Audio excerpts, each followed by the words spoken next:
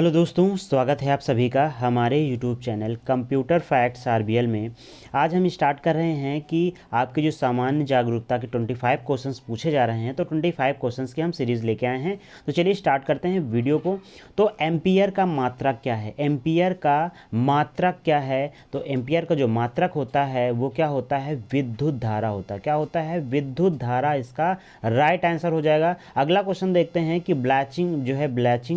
Bleaching powder बनाने के लिए जो है निम्न में से किस गैस को शुष्क जो है चूने से गुजारा जाता है? इसका मतलब है कि ब्लीचिंग पाउडर होता है उसको जो बनाया जाता है तो शुष्क चूने से किसको गुजारा जाता है? अमोनिया को गुजारा जाता है, या फिर क्लोरीन को गुजारा जाता है, या फिर कार्बन डाइऑक्साइड को गुजारा जाता है, या फिर हाइड्रोजन को गुजारा जाता है? आपको राइट आंसर बताना है। तो इसका जो राइट आंसर होगा वो होगा ऑप्शन नंबर बी, क्लोरीन को शुष्क चूने के साथ गुजारा जाता है। अगला क्वेश्चन देखते हैं। तो हमारा अगला क्वेश्चन है कि निम्नलिखित में से कौन सा जो है आनुवांशिक विकार नहीं है? इसका मतलब है कि आनुवांशिक विकास कौन सा नहीं है। तो आप जानते हैं कि कौन कौन से इसमें से हैं। तो आप देखते हैं वर्णांतता, इसको मूलतः क्या बोलते हैं? कलर विजन बोलते हैं। ये भी आपका क्या होता है?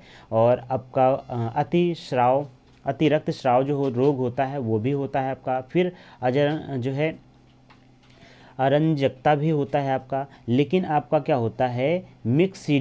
मिक्सीडीमा जो होता है वो आपका वांशिक नहीं होता, आनुवांशिक नहीं होता है। अगला क्वेश्चन देखते हैं। तो अगला क्वेश्चन हमारा है विटामिन 7 का रासायनिक नाम। विटामिन 7 का रासायनिक नाम क्या है? तो विटामिन 7 का जो है 7 का रासायनिक नाम है वो है आपका बायोटिन। क्या है? बायोटिन। ये कई बार आपके कॉम्पिटिटिव एग्जाम में पूछा गया है कि विटामिन 7 जो है B7 का रासायनिक नाम है बायोटिन नाम है। अगला है कि राष्ट्रीय उद्यान में सबसे अधिक जो है एक सींग वाले गेंडे कहाँ पाए जाते हैं? जो राष्ट्रीय उद्यान आपका है उसमें सबसे ज़्यादा यानी कि सबसे अधिक जो है एक सींग वाले गेंडे पाए जाते हैं। यहाँ पे आपको बताना है राइट आंसर। तो सबसे ज़्यादा कहाँ पे पाए जाते हैं? काजीरंगा में पाए जाते हैं। कहाँ पे पाए जाते हैं? काजीरंगा राष्ट्रीय उद्यान में पाए जाते हैं। और काजीरंगा जो कहाँ पे है? तो ये आपका असम में है। किस राज्य में है? असम में है। अगला क्वेश्चन देखते हैं। तो अगला क्वेश्चन हमारा है भीतरी स्तंभ जो है शिलालेख गुप्त साम्राज्य के शासनकाल के समय की जो शासन डॉट डॉट से संबंधित है। तो किससे संबंधित है? तो ये संबंधित है आपके स्कंदगुप्त से। किससे हैं? स्कंदगुप्त से संबंधित हैं। अगला क्वेश्चन देखते हैं। तो अगला क्वेश्चन हमारा है छत्रपति साहू जी।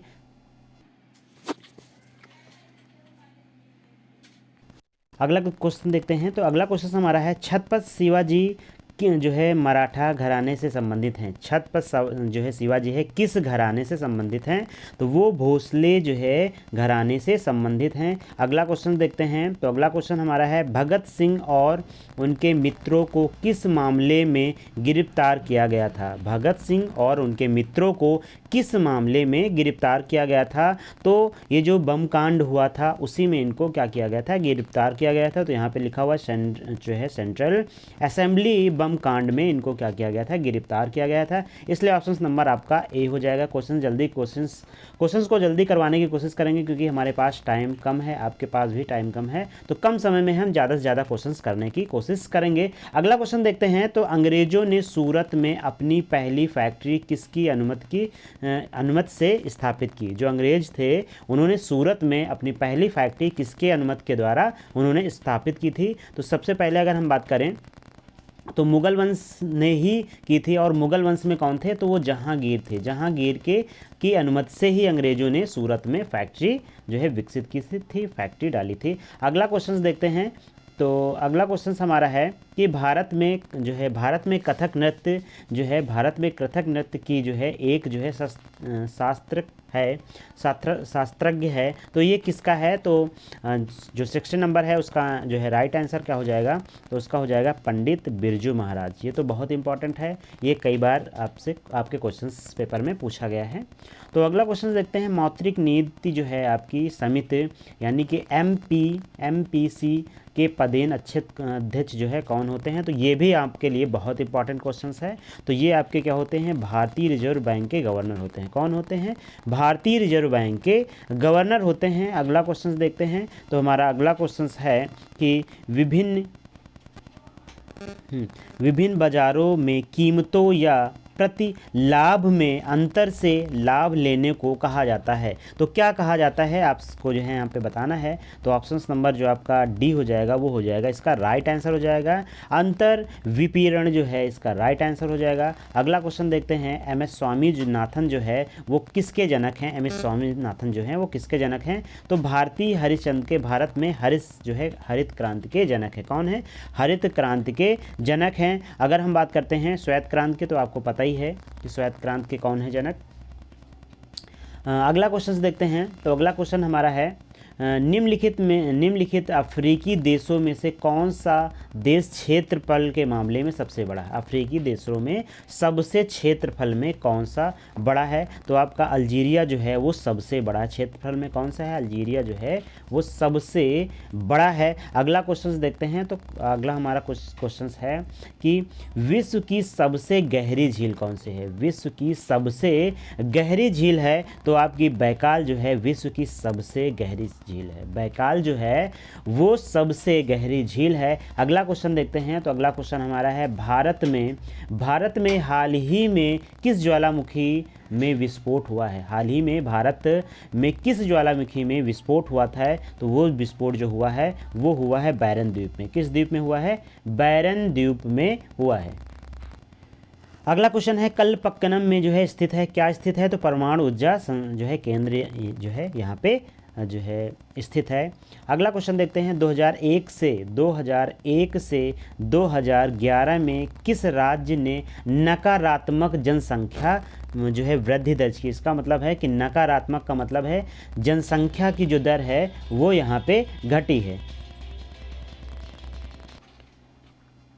तो जो नकारात्मक जो है जनसंख्या की जो है दर है वो कौन सी है? वो नागालैंड में है। नागालैंड में जनसंख्या 2001 से 2011 के बीच में क्या हुई थी? कम हुई थी। अगला क्वेश्चन है उत्तर प्रदेश का जो चरकुला क्या है? तो चरकुला जो है बहुत ही प्रसिद्ध उत्तर प्रदेश का लोक नृत्य है और इस नृत्य में जो है क्या जाता है? तो ब्रज के क्षेत्र का जो है पारंपरिक जो है ये लोक नृत्य है। ये कहाँ पे होता है? तो ब्रज में होता है, याद रखिएगा। अगला क्वेश्चन हमारा शून्य शुल्क पर चीनी के आयात पर की अनुमति किस लाइसेंस नीति के तहत दी जाती है? तो ये निर्यात और आयात लाइसेंस पे दी जाती है। किस पे? निर्यात और आयात लाइसेंस पर दी जाती है। अगला क्वेश्चन देखते हैं, तो हमारा अगला क्वेश्चन है कि थोड़ा सा बड़ा है क्वेश्चन, देखना है कि भारत सरकार की एक अत्यधिक विशिष्ट तकनीक खुफिया एजेंसी है और उड्डयन और रिमोट सेंसिंग,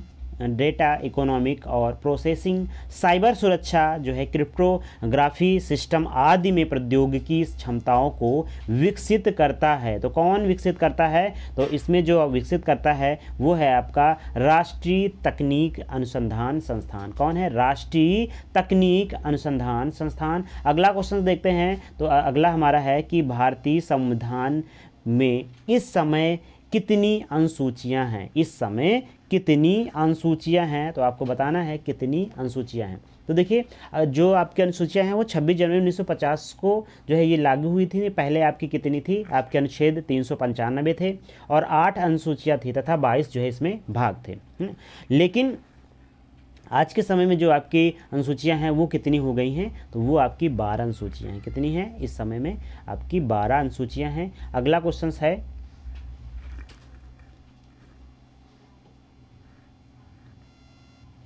अगला क्वेश्चन है भारत के संविधान के अनुच्छेद 24 के तहत जो है वर्ष से कम आयु के, है ना, मतलब कितने वर्ष से कम आयु के बच्चों को जो है किसी कारखाने में काम करने के लिए जो है नियोजित नहीं किया जा सकता है। तो कितने वर्ष के आयु से कम, अगर वो बच्चा जो है कितने वर्ष की आयु से कम है? तो अगर वो व्यक्ति जो है बच्चा 14 वर्ष से कम की आयु है तो अनुच्छेद 14 के तहत उसको जो है क्या किया जा सकता है और जो है प्रावधान दिया गया है।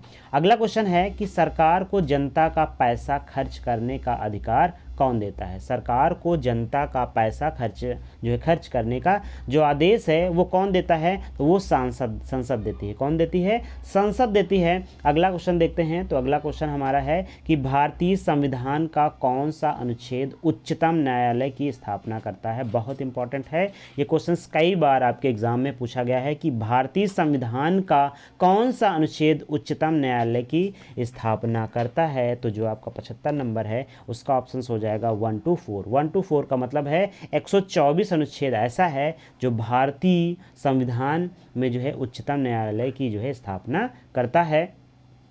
यहाँ पे हमारे 25 क्वेश्चंस कंप्लीट होते हैं और इसी तरीके से जो वीडियो लाएंगे हम फास्टली जो है आपका रिवीजन करवाने की कोशिश करेंगे। बाकी आप लोगों ने जितना पढ़ा हुआ है उसी का हम रिवीजन करवाने की कोशिश करेंगे। Thank you for watching. मिलते हैं आपको नेक्स्ट वीडियो में। लेकिन अगर आपने हमारे चैनल पर नए हैं तो आप हमारे चैनल को जरूर सब्सक्राइब करिएगा और बेल आइकन को जरूर प्रेस करिएगा। Thank you for watching. मिलते हैं आपको नेक्स्ट वीडियो में।